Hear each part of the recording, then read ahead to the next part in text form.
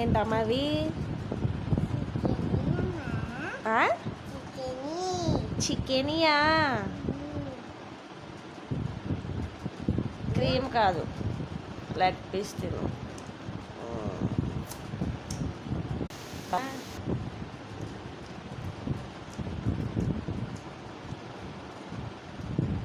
ఇప్పుడు లేచి తింటున్నావా 3 అయింది టైము ముళ్ళు కాదు అది దుమ్ము తిను